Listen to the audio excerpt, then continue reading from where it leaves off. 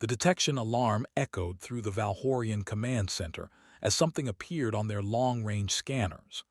Admiral Torvin moved closer to the main display screen, where a single vessel drifted at the edge of the Orion sector.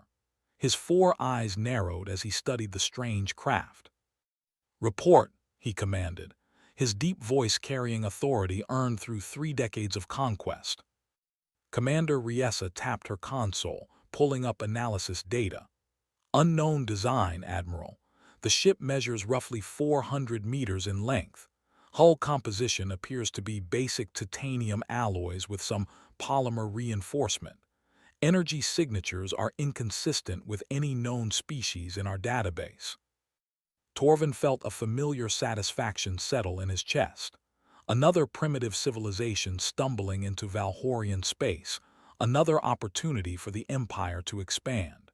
In 300 years, the Valhorian military had conquered 47 different species. This would be number 48. "Power output?" he asked. "Surprisingly low, sir. Their reactor design seems outdated by at least 2 centuries compared to our technology. The vessel has minimal shielding and what appears to be conventional chemical thrusters for maneuvering." The Admiral allowed himself a slight smile. "Prepare the fleet for standard encirclement formation. Broadcast surrender demands on all frequencies. Perhaps these newcomers will be wise enough to submit without resistance." The Valhorian Grand Fleet moved into position with practiced precision. 83 warships surrounded the lone vessel from every angle. Battle cruisers formed the front line, their weapons arrays powered and ready. Behind them, carrier ships held fighter squadrons in launch bays. The formation was perfect, overwhelming, and had never failed to intimidate lesser species into immediate capitulation. Riessa activated the communication systems and broadcast the surrender demands in 73 known languages. The message was simple and direct. The vessel had entered Valhorian territory. Resistance would be met with destruction. Surrender would be met with mercy and incorporation into the Empire. Silence followed for several long moments. Then the human ship responded. The voice that came through the speakers was calm and spoke in flawless Valhorian, despite the language having been transmitted just seconds earlier. "This is Captain Diana Foster of the United Nations starship Relentless. We are on a peaceful exploration mission and request safe passage through this sector. We have no hostile intentions and suggest you maintain a respectful distance from our vessel." Torvin's satisfaction turned to irritation. The alien had learned their language instantly, which demonstrated some intelligence, but the tone suggested equality rather than the proper deference shown to Valhorian superiority. "Commander, fire a warning shot, 100 meters from their bow. Let them see what our weapons can do." A plasma bolt erupted from the nearest battle cruiser, streaking through space in a brilliant line of blue energy. It passed exactly where Torvin specified, close enough to be threatening but far enough to avoid actual damage. The display of power had always worked before. The human ship did not move. It did not power weapons. It simply held position. Captain Foster's voice returned. "Admiral Torvin, I assume you're in command of this fleet. That was an aggressive action. We prefer to resolve situations peacefully, but I need to inform you that my ship has now completed a full tactical analysis of your formation. We have identified your weapon signatures, mapped your shield frequencies, and calculated defensive patterns for every vessel in your fleet." Riessa checked her sensors. "Admiral, that's impossible. We've been broadcasting encrypted tactical data. There's no way a primitive vessel could have intercepted and decoded our communications in such a short time." Torvin waved his hand dismissively. "It's a bluff, a desperate attempt to appear more capable than they actually are. All conquered species try this when they realize they're outmatched." He leaned forward, speaking directly into the communication system. "Human vessel, you have one final opportunity to surrender. Power down your systems and prepare to be boarded. Any further resistance will result in the destruction of your ship." The response came quickly. "Admiral, we don't want conflict. However, if you attack us, you will regret it. This is your final warning. Stand down." The Admiral's face darkened. He had conquered entire star systems. He had brought proud warrior species to their knees. He would not be threatened by a single primitive vessel with outdated technology. "All ships power weapons. Target their engine systems. Prepare for forced boarding operations." Throughout the fleet, weapons arrays came online. Energy signatures spiked as capacitors charged. Targeting systems locked onto the human vessel from multiple angles. The Valhorians had perfected the art of disabling ships without destroying them, allowing for easier subjugation of the crew. On the human ship, something changed. The sensor readings became strange, fluctuating in ways that defied normal physics. Energy patterns emerged across the hull that Riesa couldn't identify. The reactor output that had seemed so primitive suddenly showed spikes that didn't match the original design specifications. "Admiral, I'm getting unusual readings from their vessel. The power distribution is changing in ways our sensors can't fully track." Torvin ignored her concerns. "Execute the attack." 12 destroyers fired simultaneously, plasma bolts converging on the human ship from different vectors. The attack was designed to disable the engines and leave the vessel helpless, unable to flee or fight back. What happened next made every Valhorian officer freeze in shock. The human ship moved with sudden, violent acceleration that should have torn apart any normal vessel. It dodged 11 of the 12 plasma bolts with movements so precise they seemed calculated to the millimeter. The 12th bolt struck the hull directly, but the energy dissipated harmlessly across the surface, absorbed by systems the Valhorians couldn't identify.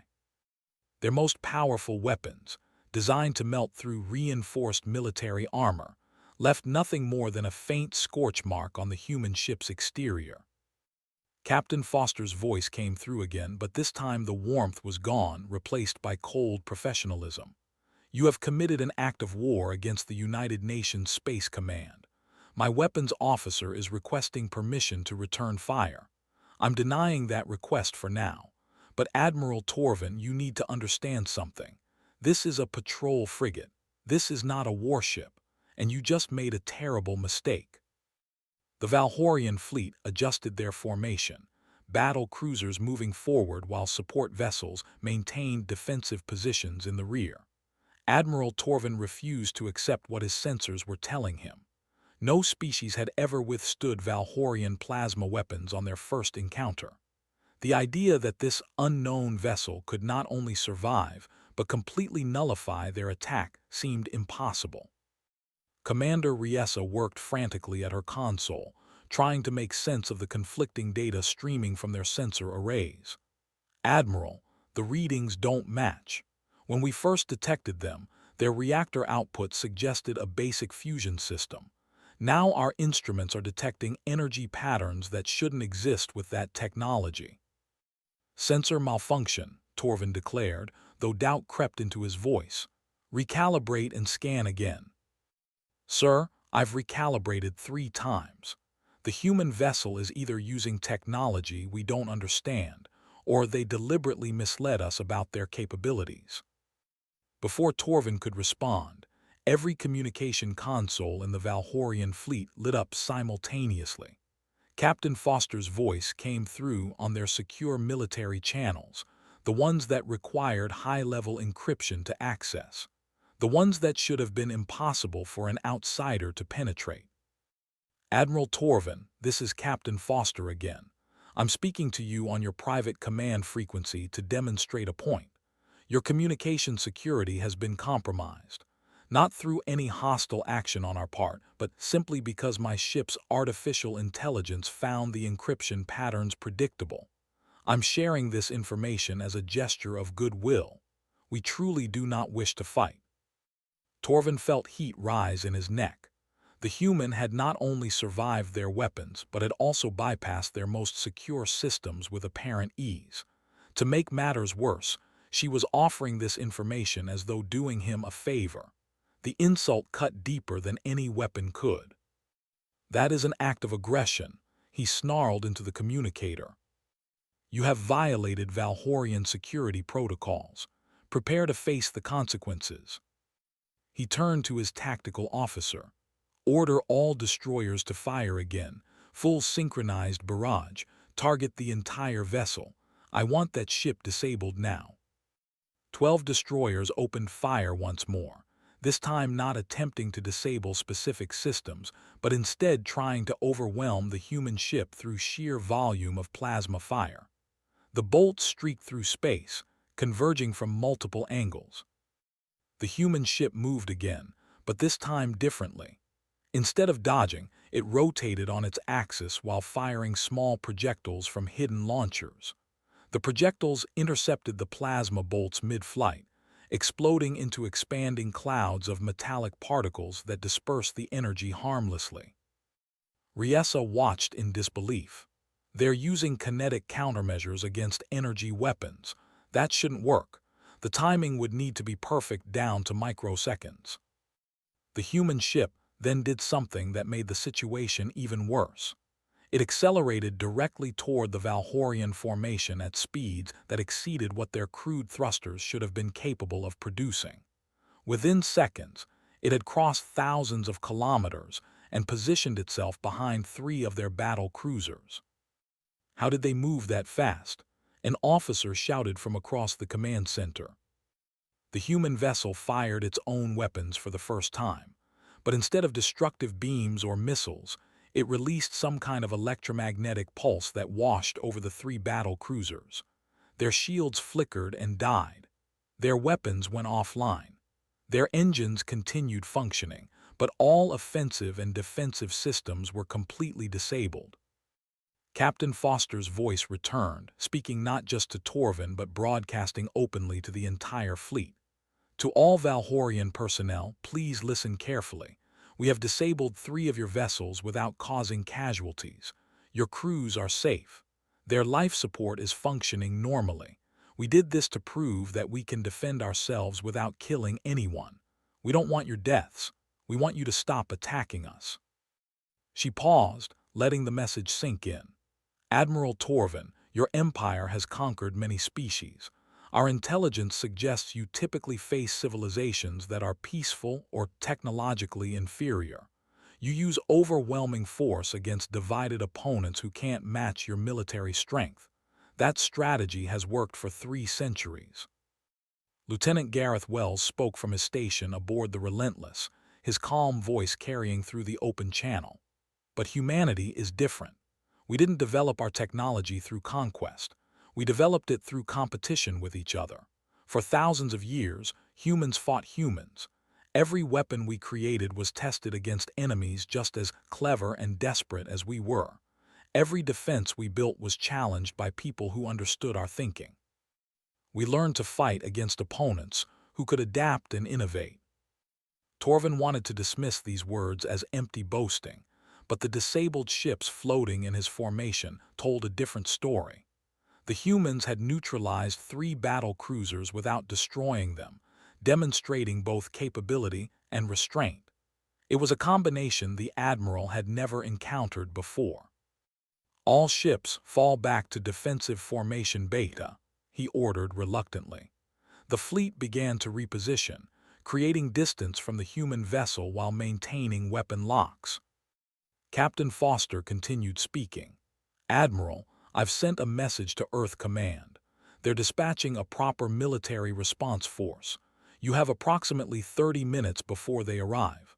I strongly suggest you use that time to reconsider your approach. If you withdraw now and agree to diplomatic discussions, this situation can end peacefully." Riessa checked her long-range sensors and her breathing quickened. "Admiral, I'm detecting multiple contacts entering the system. 6 vessels, all larger than the human ship we're currently facing. Their approach speed is faster than anything in our fleet can achieve." Torvin studied the incoming signatures. If the single patrol frigate could disable his ships with ease, what would their actual warships be capable of? but admitting defeat without trying every option would destroy his reputation and the Empire's image of invincibility. "We maintain position," he declared. "The Valhorian fleet has superior numbers. When their reinforcements arrive, we will demonstrate that quantity has its own quality. Prepare all vessels for maximum firepower engagement." Around him, officers exchanged worried glances, but none dared question the Admiral's orders.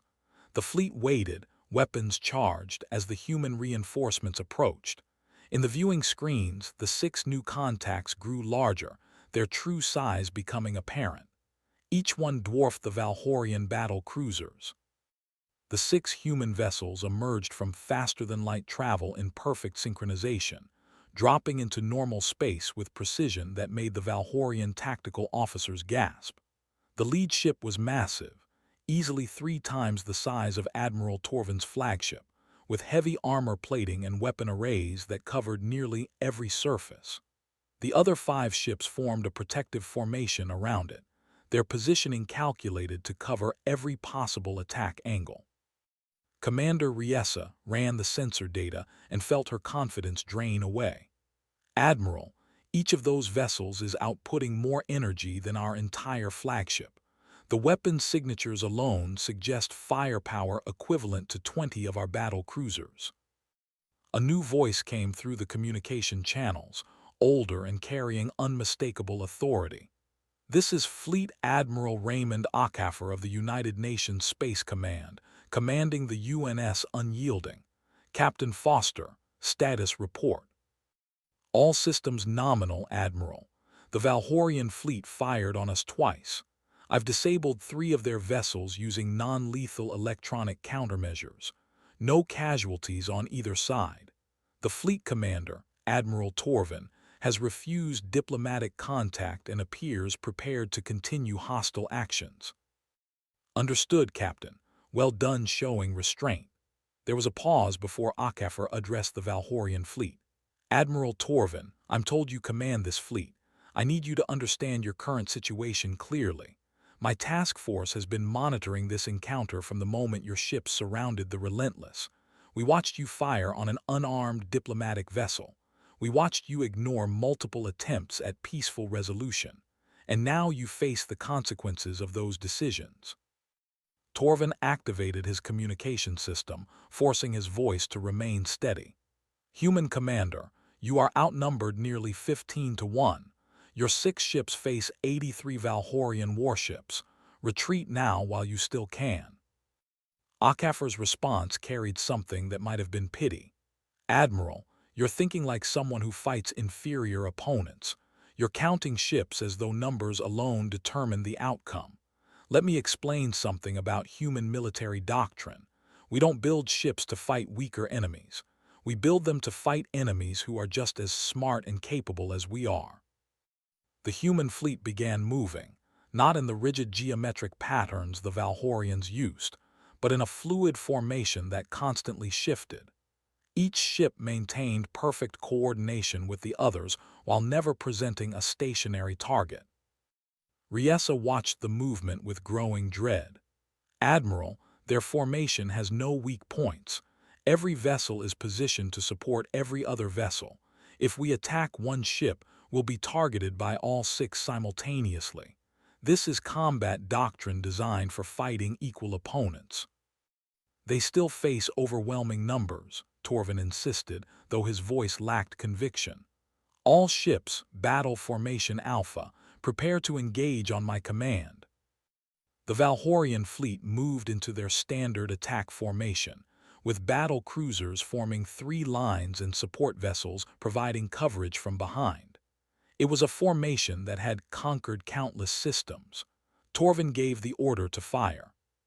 40 Valhorian warships unleashed their weapons simultaneously. The space between the 2 fleets lit up with plasma bolts, missile trails, and beam weapons. It was enough firepower to level a small moon. The human ships responded with movements that seemed impossible for vessels their size. They rolled, pivoted, and accelerated in ways that defied the Valhorians' understanding of physics. Point defense systems created intricate webs of projectile fire that intercepted incoming missiles before they could arm. Energy shields flared briefly when plasma bolts struck home, but the shields held firm and then adapted, becoming more effective against subsequent shots. Then the human fleet returned fire. The difference between human and Valhorian weapons became immediately apparent. The Valhorians fired massive volleys designed to overwhelm through quantity. The humans fired precise shots aimed at specific targets. Each human weapon struck exactly where intended, not hitting hulls or trying to breach armor, but instead targeting weapon systems, shield generators, and propulsion units. Within 90 seconds, 15 more Valhorian ships went dark, their offensive capabilities neutralized but their crews unharmed. The surgical precision was terrifying. The humans could have destroyed every ship they hit, but instead they chose to disable them. "Cease fire," Torvin shouted. "All ships cease fire." The Valhorian weapons fell silent. The human fleet held position, weapons still active but not firing. Admiral Akafar's voice returned. "Admiral Torvin, do you understand now? We're not trying to prove we're stronger than you. We're trying to show you that this conflict serves no purpose. We disabled 20 of your ships without killing a single crew member. We could have destroyed your entire fleet, but we chose not to. Do you know why?" Torvin said nothing, his pride warring with the evidence before his eyes. Akafar continued, his tone becoming almost gentle. "Because humanity learned a hard lesson over many centuries. We learned that victory through destruction creates enemies that never forgive. We learned that true strength isn't about dominating others. It's about protecting what matters while finding ways to coexist. Your empire has survived by conquering species that couldn't fight back effectively. But now you've met a species that can match you, and we're offering peace instead of vengeance." Commander Riesa spoke quietly. "Admiral, our fleet is compromised. We've lost 26% of our combat effectiveness, and the humans have barely used their full capabilities. If we continue fighting, they'll disable every ship we have, and they'll do it without killing anyone, which somehow makes it worse." Torvin closed his eyes briefly. He had conquered systems, destroyed fleets, and brought entire civilizations to their knees. But he had never faced an enemy that could defeat him so completely while simultaneously offering mercy. "Human Commander," he said finally, his voice heavy with defeat, "you have proven your point. What do you want from us?" "For now, Admiral, I just want you to stop attacking. My science teams have been analyzing your empire's structure. We need to talk about what we've learned. But this conversation should happen face to face, not over weapons-locked fleets. Will you agree to a meeting aboard your flagship? I'll come with minimal security, unarmed, as a show of good faith." The idea of the victorious enemy commander boarding his ship voluntarily seemed absurd. It violated every principle of warfare Torvin understood. Yet somehow, it felt appropriate for these strange humans who won battles without killing and offered peace while holding overwhelming advantage. The transport shuttle detached from the UNS Unyielding and crossed the distance to Admiral Torvin's flagship with smooth, controlled movements. Through the viewport, Commander Riesa watched it approach, noting the minimal armament and simple design. The humans truly were coming unarmed, trusting their enemy to honor the ceasefire. "Security teams are positioned throughout the ship," she reported to Torvin. "If the humans attempt anything hostile, we can respond immediately." Torvin nodded absently, his mind still processing the impossible situation. He had been defeated without losing a single ship to complete destruction. His fleet floated helpless around him, while the enemy offered diplomatic meetings. Nothing in his 3 decades of military service had prepared him for this. The shuttle docked with minimal ceremony. Admiral Akafar emerged first, tall and carrying himself with quiet confidence. His uniform was simple, lacking the elaborate decorations Valhorian officers wore to display their conquests. Behind him came 2 security officers, both visibly unarmed except for small sidearms on their belts. Torvin met them in the main conference chamber, with Riessa and his senior staff arranged around the large table. The humans took their seats without hesitation, showing no fear despite being surrounded by potential enemies. "Thank you for agreeing to this meeting," Akafor began, his voice calm and measured. "I know this situation is difficult for you. Defeat never comes easily, especially for those accustomed to victory." "You said you have analyzed our empire," Torvin replied, keeping his tone neutral. "What did you learn?" Akafor activated a holographic display that projected data above the table. The images showed maps of Valhorian-controlled space, resource distribution, and conquest timelines. "Your empire has been expanding for 3 centuries. You've conquered 47 species, absorbed their territories, and built one of the largest domains in this region of space. On the surface, it appears to be a success story of military superiority." He highlighted several systems on the map. "But when we look deeper, we see concerning patterns. Your expansion rate has been declining for the past 50 years. The resources you extract from conquered territories barely exceed the cost of maintaining control over them. Several of your older conquests show signs of civil unrest that your forces are struggling to suppress." Riessa felt her stomach tighten. These were classified intelligence reports, secrets the Valhorian High Council kept carefully guarded.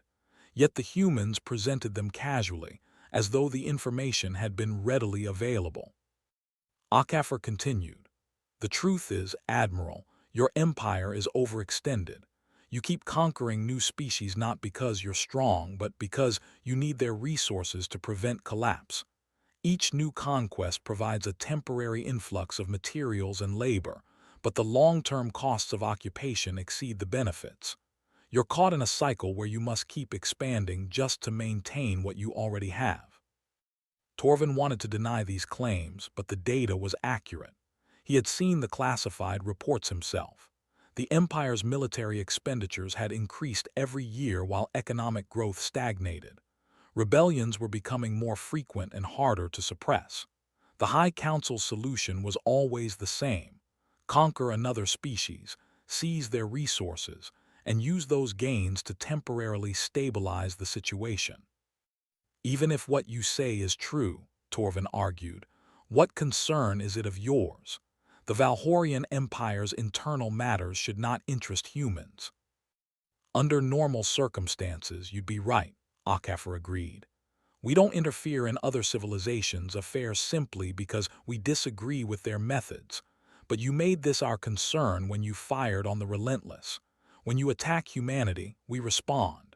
And our response needs to address the root cause of the conflict, not just the immediate threat." One of Akafor's security officers, a woman with sharp eyes and tactical bearing, spoke for the first time. "Admiral Torvin, our analysis suggests your empire will collapse within 2 decades even without external pressure. The conquered species are forming resistance networks. Your military is stretched too thin to respond effectively. And your economy is becoming dependent on continuous conquest, which cannot be sustained indefinitely." Torvin felt anger flash through him. "So you come here to mock our weakness, to demonstrate your superiority before destroying us?" "No," Akafor said firmly. "We come to offer an alternative." He changed the holographic display to show a different map, one that depicted human-controlled space. "Humanity controls far fewer systems than your empire. We expanded slowly and deliberately, establishing colonies rather than conquests. Each human settlement is self-sufficient and contributes to our collective strength rather than draining it. Our economy grows because our systems cooperate voluntarily, not because we extract resources through force." "You're suggesting we adopt your system," Riessa said, understanding where this was going. "You want us to release our conquered territories and start over?" "Not exactly," Akafor replied. "We're suggesting you transform your empire into a federation. Give the conquered species autonomy and representation. Share technology and resources with them as partners rather than subjects. In exchange, They remain part of your domain, but as willing allies instead of oppressed populations. Torvin laughed bitterly. Impossible. The Valhorian identity is built on supremacy. We are the conquerors, the superior species that brings order to the galaxy. To accept equality with those we've subjugated would destroy everything we are. Or it would save you from destroying yourselves, Akafor countered. Admiral, humanity's history is filled with empires that faced this choice. Some adapted and survived. Others refused to change and collapsed under their own weight. We're offering you a path forward that doesn't end in civil war and economic ruin. And if we refuse, Torvin asked, will you conquer us as we've conquered others? Akafor shook his head. We won't conquer you, but we will protect ourselves and others from Valhorian aggression. Every time your empire attacks a peaceful species, we'll intervene. Every time you attempt to expand through force, we'll stop you. Eventually, your economy will collapse without new conquests to sustain it, and your empire will fragment. We'd prefer to help you avoid that outcome. Riessa spoke carefully. What you're describing would require approval from the High Council. Admiral Torvin doesn't have authority to make such decisions. We understand, Akafor acknowledged. We're not asking for an immediate answer. We're asking you to present this option to your leadership. In the meantime, we'll maintain this ceasefire and withdraw our fleet to a neutral position. But Admiral Torvin, you need to make them understand the reality. The age of easy conquest is over. Humanity has entered this region of space, and we will not be subjugated. Outside the conference room windows, the disabled Valhorian ships floated silently, a reminder of how quickly their military advantage had evaporated. Torvin stared at them, then back at the confident human sitting across from him. 3 weeks had passed since the standoff. The Valhorian High Council had deliberated endlessly, their debates growing more heated as they struggled to accept their changed circumstances. Admiral Torvin had been recalled to the homeworld to provide testimony, his military command stripped away as punishment for losing to an unknown species. Yet the Council had also recognized that he possessed more knowledge about the humans than any other Valhorian officer. Commander Riessa had been promoted to fill the leadership vacuum, her tactical insights during the encounter earning her recognition, despite the defeat. She now represented the Valhorian military at the diplomatic station that the humans had constructed in just 12 days, a feat of engineering that demonstrated their capabilities as clearly as their warships had. The station hung in neutral space, built from modular components that fit together with perfect precision. Human engineers had worked around the clock, assembling a facility large enough to host delegations from multiple species. The speed and efficiency of construction sent an unmistakable message. Humanity could build as impressively as it could fight. Riessa walked through the station's main corridor, noting the functional design that prioritized utility over decoration. Human crew members passed by, offering polite nods of acknowledgement. None showed the arrogance she expected from conquerors. Instead, they seemed focused on their duties, professional and courteous. She arrived at the main conference hall where Admiral Akafor and Captain Foster waited, along with several human diplomatic officials. Torvin sat to one side, technically present as an advisor, though his demotion meant his opinions carried little official weight. The head of the Valhorian delegation, Council Speaker Myron, took her place at the table. Her expression was carefully neutral, revealing nothing of the turmoil within the council. Let us begin. The High Council has considered your proposal. We have questions. Akafor gestured for her to continue. You ask us to grant autonomy to conquered species, Myron said, to share power with those we have subjugated. This would require completely restructuring our society and government. Why should we believe such a transformation is even possible? Captain Foster responded, bringing up historical data on her display. Because humanity has done it. 5 centuries ago, Earth was divided into competing nations that fought constant wars over resources and territory. Some nations conquered others, building empires through military force. Those empires eventually collapsed, but not before causing enormous suffering. She showed images of ancient Earth conflicts, devastation on a planetary scale. We learned that empires built on conquest cannot sustain themselves. Eventually, the conquered populations revolt, or the cost of maintaining control exceeds the benefits of expansion. Every human empire in our history followed this pattern. Some adapted and transformed into voluntary federations. Others refused to change and destroyed themselves. And you believe the Valhorian Empire faces the same fate? Myron asked. We know it does, Akafor replied gently. Your economy is already showing signs of strain. The rebellions in your outer territories are growing more organized. Your military is spread too thin to respond effectively to multiple simultaneous uprisings. Without continuous conquest to provide new resources, your current system will collapse within 15 to 20 years. Torvin spoke for the first time, his voice carrying the weight of hard-earned wisdom. I've fought in the suppression campaigns on the frontier worlds. I've seen the resistance growing stronger. The humans are correct about our situation, even if we don't want to admit it. Myron turned to him sharply. You advocate surrendering our way of life based on predictions from a species we barely know. I advocate surviving, Torvin replied. I've seen what happens when empires ignore reality in favor of pride. The humans defeated my fleet without destroying a single ship.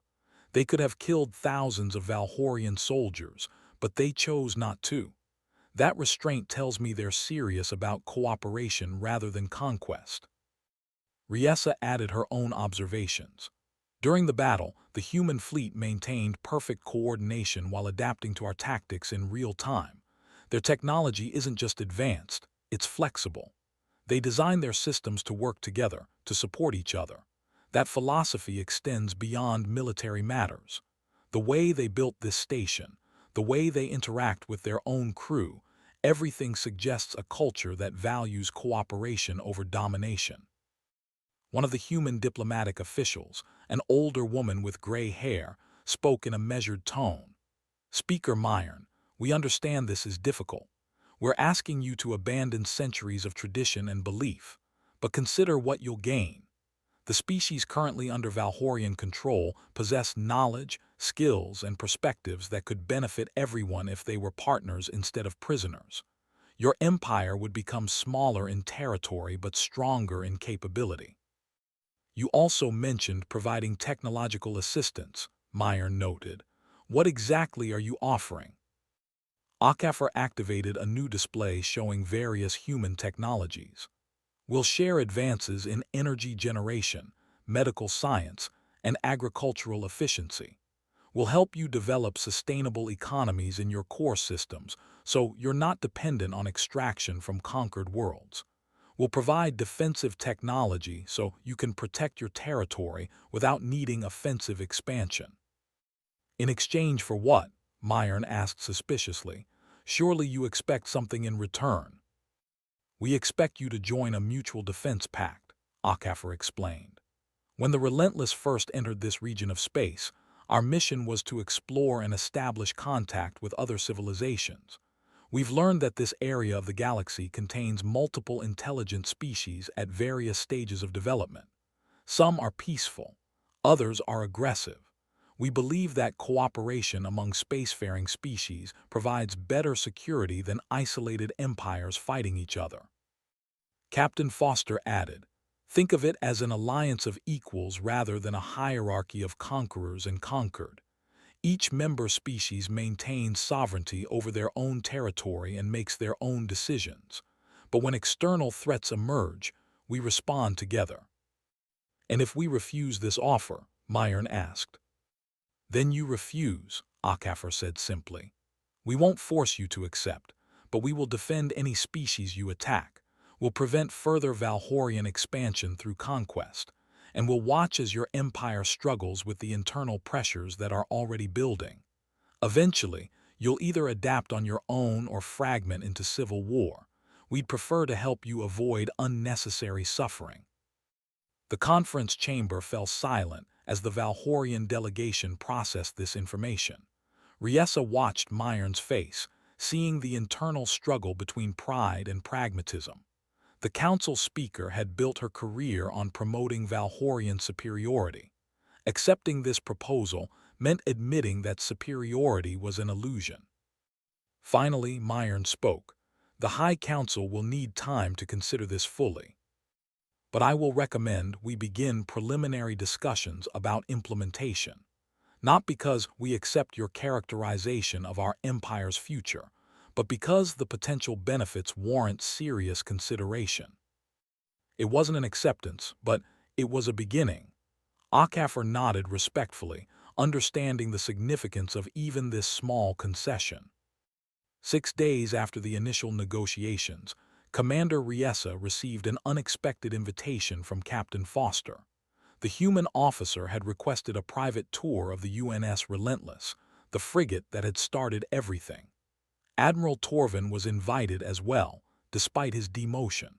Foster explained that she wanted them to understand human military philosophy at a practical level, not just through diplomatic discussions. Riessa and Torvin arrived at the Relentless via shuttle, both curious about the vessel that had withstood their fleet's weapons so easily. As they stepped aboard, they were struck by the differences from Valhorian ship design. Where Valhorian vessels emphasized grandeur and intimidation, the Relentless felt functional and efficient. Captain Foster met them in the main corridor, offering a genuine smile. "Welcome aboard. I thought you should see what a human patrol frigate actually looks like, since our first meeting was somewhat hostile." She led them through the ship, explaining systems as they walked. The Relentless is designed for long-duration, independent operations.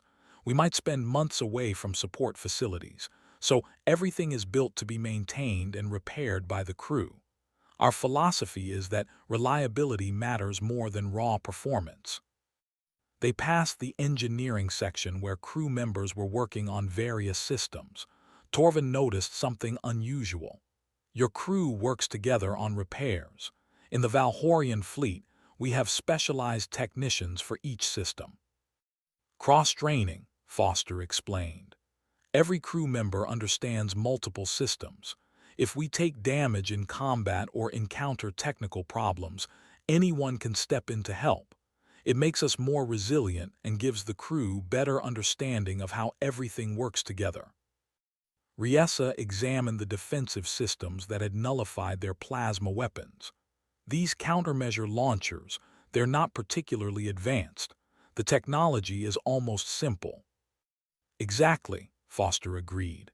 We learned that complex systems fail in unpredictable ways.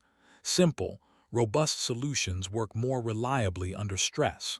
Our countermeasures work because they're designed to do one thing very well, not many things adequately. They reached the bridge where Lieutenant Gareth Wells was running system diagnostics. He stood when the visitors entered, offering a respectful nod. "Lieutenant Wells is our weapons officer," Foster introduced. "He's the one who wanted permission to return fire during our first encounter." Torvin studied the young officer. "You showed remarkable restraint. Most weapons officers would have fired without waiting for authorization." Wells smiled slightly. "In human military training, we're taught that killing should always be the last option, not the first. Our weapons are designed to disable rather than destroy whenever possible. We can kill if necessary, but we prefer not to. Dead enemies can't become future allies." As they continued the tour, Foster brought them to the ship's small conference room. "I want to show you something that might help you understand humanity better." She activated a holographic display showing Earth's history, focusing on a period called the World Wars. 2 centuries ago, Earth experienced devastating global conflicts. Millions died. Entire cities were destroyed. The wars were fought with such intensity that we developed weapons capable of rendering our planet uninhabitable. Images showed the destruction, the suffering, the waste of war on an incomprehensible scale. When the wars finally ended, Foster continued, humanity faced a choice. We could continue competing until we destroyed ourselves, or we could find ways to cooperate despite our differences. It took decades, but we eventually chose cooperation. We formed the United Nations, not as a government but as a forum where all human nations could discuss problems and work together. Riessa watched the historical progression, seeing how Earth's nations gradually reduced conflicts and increased collaboration. But you still maintain military forces. You still prepare for war. Because we learned another hard lesson, Foster acknowledged. Peace requires strength. If you're too weak to defend yourself, aggressive neighbors will exploit you. But strength should be used for protection, not conquest. The relentless and ships like her exist to explore, defend, and support diplomatic efforts. They're not built to invade and subjugate. Torvin had been quiet throughout the tour, but now he spoke. You're trying to teach us these lessons without explicitly stating them. You want us to see that your way works better than ours. I want you to see that there are alternatives to conquest, Foster corrected gently. The Valhorian Empire doesn't have to continue down its current path. You can choose to transform, to build something sustainable instead of something that requires constant expansion to survive. An alarm suddenly interrupted the conversation. Wells called from the bridge. Captain, long-range sensors are detecting unusual signatures at the edge of the system. Multiple large contacts, unknown configuration. Foster's expression shifted immediately to professional focus. How many? At least 15, ma'am, possibly more. They're much larger than Valhorian or human vessels. Energy readings are off the scale. Riessa felt her blood run cold. Could they be from one of the species the Valhorian Empire has conquered? No, Wells reported. These signatures don't match anything in either our database or the Valhorian records we've studied. This is something completely new. Foster moved quickly to the bridge with Torvin and Riessa following. The main display showed distant contacts approaching the system at high speed. The vessels were enormous, dwarfing even the UNS Unyielding. Their design was alien in ways that neither human nor Valhorian technology resembled. Communications, try hailing them on all frequencies, Foster ordered. Let them know we're here peacefully and request they identify themselves. The communication officer worked her console but shook her head. No response, Captain. They're not acknowledging any of our signals. Torvin watched the approaching fleet with a mixture of fear and grim recognition. This is what happens when you think you're the strongest force in the galaxy. Eventually, you encounter something stronger. The Valhorian Empire learned that lesson when we met humanity. Now we may all learn it together. Foster contacted Admiral Akafer on the Unyielding. Sir, unknown fleet approaching. Recommend we coordinate with the Valhorian forces. Whatever this is, we might need to face it together. Akafer's response was immediate. Agreed. Contact Commander Riessa's fleet and propose joint defensive operations. Let's hope these newcomers are more reasonable than the Valhorians were. Riessa looked at Foster, seeing the same determination she'd witnessed during their first encounter. You would coordinate with us, even after we attacked you. You're not our enemy anymore, Foster replied simply. Whatever is coming, we'll have a better chance of handling it together than separately. That's what cooperation means. When new threats appear, former enemies can become allies. Through the viewport, the unknown fleet continued its approach, massive and mysterious. Both human and Valhorian vessels began moving into coordinated defensive positions, old hostilities temporarily set aside in the face of a new unknown.